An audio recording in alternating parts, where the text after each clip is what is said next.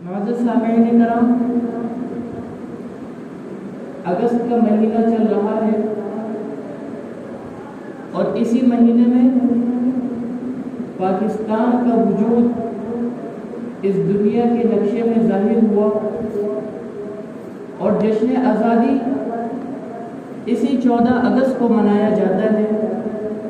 اللہ پاک پاکستان کو ہمیشہ قائم اور دائم رکھے اور اس سے نقصان پہنچانے والوں سے اللہ پاک پاکستان کو ہمیشہ بچا کر رکھے۔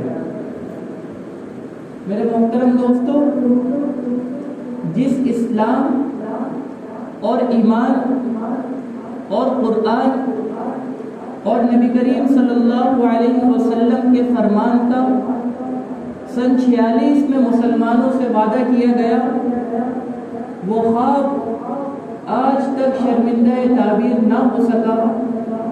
نہ ہی تو پاکستان میں قرآن کا نظام ہے، نہ ہی تو پاکستان میں اسلام کا نفاذ ہے، نہ ہی تو پاکستان میں آپ علیہ السلام کی سنت اور سیرت پر عمل درآمد ہے۔ تو سن 46 میں جس بات کا وعدہ مسلمانوں سے لیا گیا اور جس بنیاد پر اس پاکستان کو بنایا گیا، لاکھوں لوگوں کی شہادتیں ہوئی، ان شہادتوں کے بعد پاکستان کے بننے کے بعد وہ وعدہ جو ہے آج 76-77 سال گزرنے کے بعد بھی پورا نہیں ہو سکا۔ نسلیں گزر گئی، اتنا عرصہ گزر گیا، آج تک ہم اسلام کا صرف نام ہی لیتے ہیں، اس کے نفاذ پر بات نہیں کرتے۔ اور آپ کو معلوم ہے کچھ لوگ اب بھی، جب پاکستان بن رہا تھا اس وقت کے لوگ آج بھی زندہ ہیں، کن حالات میں پاکستان بنا اور کیا لوگوں کا خیال تھا، کیا لوگوں کی سوچ تھی اور کیا تصور تھا، اور پاکستان کو کس صورت میں بنا ہوا پایا۔ لوگوں کا خیال یہ تھا ہم ہندوستان سے پاکستان ہجرت کر کے جائیں گے، وہاں پہ ہمیں اسلام کا نظام ملے گا۔ لوگوں کا تصور بھی یہی تھا، لوگوں کا خیال بھی یہی تھا۔ جب پاکستان ہجرت کر کے آئے تو اسلام کے نام کے علاوہ لوگوں کو کچھ بھی نہیں ملا۔ علماء کرام نے ہمیشہ سے جد و جہد کی ہے، ہمیشہ سے اسلام مخالف دشمنوں کو للکارا ہے۔ پاکستان کے آزادی کے وقت علماء کرام پر اس وقت کے دشمنوں نے یہ اعتراض کیا کہ ہم کس ملا کے اسلام اس پاکستان پہ نافذ کریں۔ یہاں پہ تو سارے اپنے اپنے فرقوں پہ بٹے ہوئے ہیں، شیعہ الگ، سنی الگ، دیوبندی الگ، بریلوی الگ، ہم اس پاکستان میں کس ملا کا نظام نافذ کریں۔ اس وقت کے حضرت احمد لاہوری رحمۃ اللہ علیہ نے تمام مکاتب فکر کے علماء کو جمع کیا اور جمع کرنے کے بعد کراچی میں ایک بیٹھک لگوائی، اور اس بیٹھک کے بعد شیعہ مکاتب فکر کے علماء کو جمع کیا، سنی مکاتب فکر کے علماء کو جمع کیا، دیوبندی مکاتب فکر کے علماء کو جمع کیا، بریلوی مکاتب فکر کے علماء کو جمع کیا۔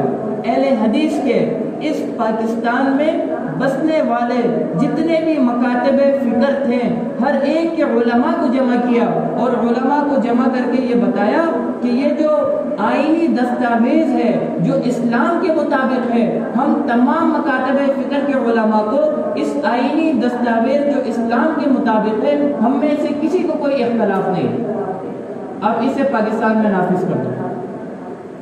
کیا نتیجہ نکلا؟ وہ جو اعتراض کیا تھا پہلے کہ ہم کس ملت کا اسلام نافذ کریں، جب تمام علماء نے مل کر ایک دستاویز متفقہ طور پر پیش کی کہ ہمیں اس دستاویز میں کسی طرح کا اختلاف نہیں، آپ اسے پاکستان میں نافذ کر دیں، کون تھا اس وقت جو اس دستاویز کو، جو کہ اسلام کے نام پر تھا، اسلامی دستاویز تھے، اسے پاکستان میں نافذ نہیں کیا؟ شروع میں تو اعتراض تھا کس ملا کا اسلام نافذ کریں، جب تمام ملا ایک نہج پر آ کے جمع ہو گئے، ان کا یہ اعتراض ختم ہو گیا۔ اور اعتراض ختم ہونے کے بعد بھی اسلام کو نافذ نہیں کیا، اس سے کیا پتہ چلتا ہے انہیں پاکستان میں اسلام کو نافذ کرنا ہی نہیں تھا۔ وہ تو محض ایک اعتراض کر رہے تھے کہ یہاں پہ تو لوگ اپنے اپنے مکاتب فکر میں پڑے ہوئے ہیں، کسی کو اسلام کی پرواہ ہی نہیں ہے، ہم کس ملا کے اسلام یہاں پہ نافذ کریں۔ اب رہی بات وہ کون لوگ تھے جنہوں نے پاکستان بنانے میں اپنا کردار ادا کیا۔ یہ پاکستان پیسے سے نہیں بنا، یہ پاکستان جاگیرداروں سے نہیں بنا، یہ پاکستان سرمایہ داروں نے نہیں بنایا، یہ پاکستان نوابوں نے تاجروں نے نہیں بنایا، بلکہ اس پاکستان کے بننے میں لاکھوں لوگوں کا خون لگا ہے، لاکھوں لوگوں کا جو اپنی نظریات میں اسلام کو رکھتے تھے کہ پاکستان بنے گا ہمیں کھل کر عبادت کرنے کے موقع ملیں گے، پاکستان بنے گا ہمیں اسلامی نظام ملے گا، پاکستان بنے گا شریعت محمدی پر عمل درآمد کرنے کا ہمیں موقع ملے گا۔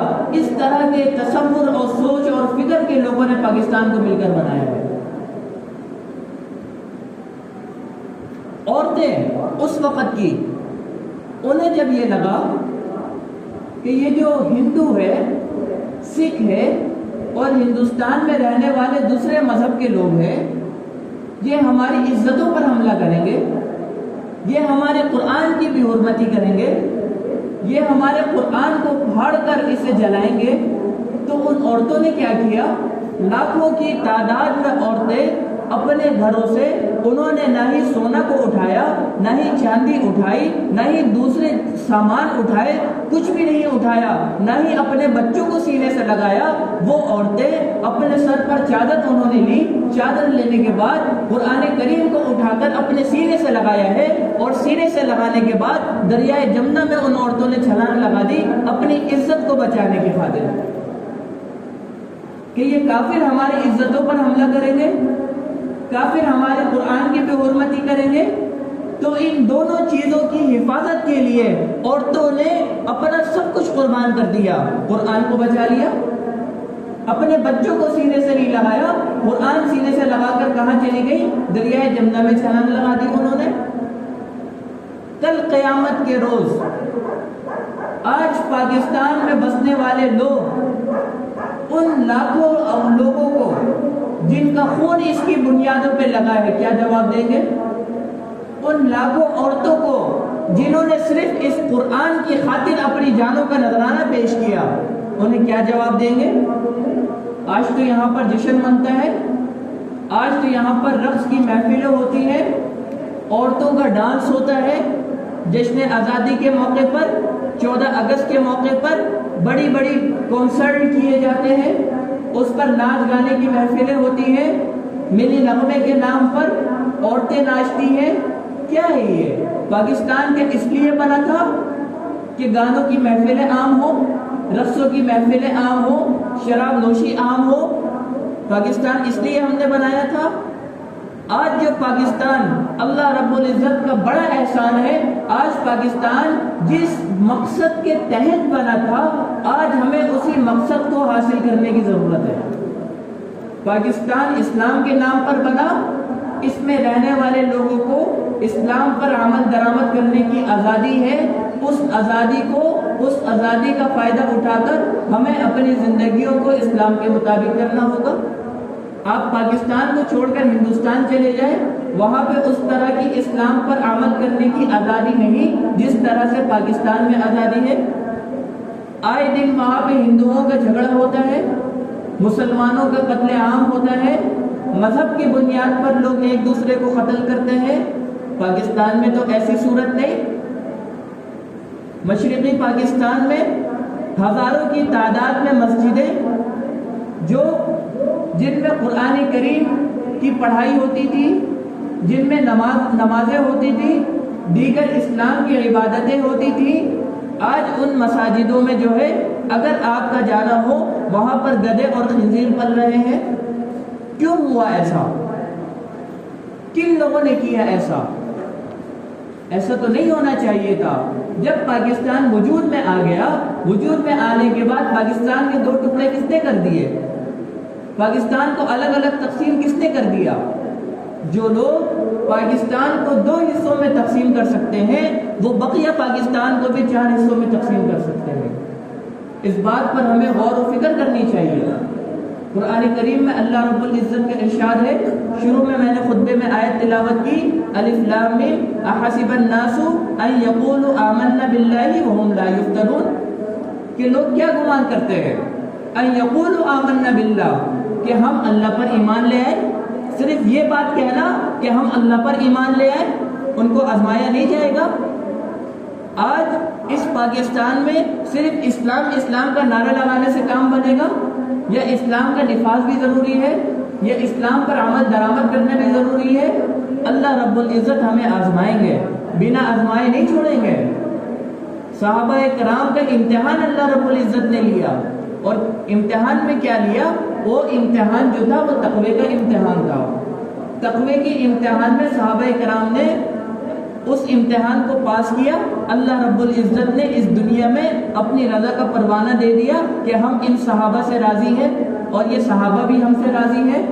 میرے دوستو، امتحان آپ سے لیں گے، یہ ملک آپ کو مل گیا، اسلام کے نام پر آپ کو ملا ہے، اس اسلام کا نفاذ ہر مسلمان کی ذمہ داری ہے، اس ملک میں رہنے والے ہر فرد کی ذمہ داری ہے۔ اللہ رب العزت سے دعا ہے اللہ تعالیٰ اس ملک پاکستان کو تادیر ہمیشہ قائم اور دائم رکھے، اس ملک پاکستان میں اسلام کا نفاذ کرے، اور جتنی خرافات آزادی کے موقع پر آزادی کا نام لے کر اس ملک میں ہو رہی ہے، اللہ رب العزت ہمارے ملک کو ان تمام خرافات اور برائیوں سے پاک کرے۔